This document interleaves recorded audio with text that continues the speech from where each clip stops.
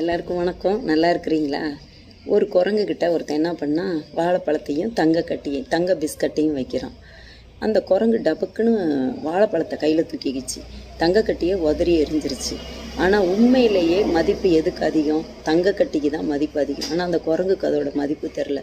அதுக்கு அதோட தேவைன்னா வாழைப்பழம் மட்டும், அது மட்டும் இருந்தால் போதும் அப்படின்னு. அதுபோல் தான் நம்ம வாழ்க்கையில் நிறைய தங்கக்கட்டி போல் வாய்ப்புகளும் வரும், வாழைப்பழம் போன்ற வாய்ப்புகளும் வரும். ஆனால் நம்ம என்ன செய்கிறோம்? வாழைப்பழத்தை பார்த்துக்கிட்டு தங்கக்கட்டியோட மதிப்பை விட்டுறோம்.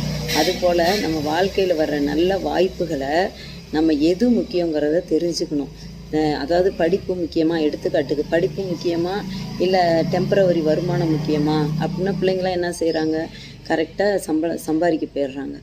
ஆனால் இன்றைக்கி பார்த்தா வருமானம் மாதிரி இருக்கும், ஆனால் எதிர்காலத்தில் அது அவங்களுக்கு பாதிப்பு. அதே போல் பெரியவங்க நமக்கும் சில வாய்ப்புகள் பார்த்தா நல்லா இல்லாத மாதிரி இருக்கும், ஆனால் அது நல்ல வாய்ப்புகளாக இருக்கும். இப்போ பார்த்தா கஷ்டமாக இருக்கிற மாதிரி இருக்கும்.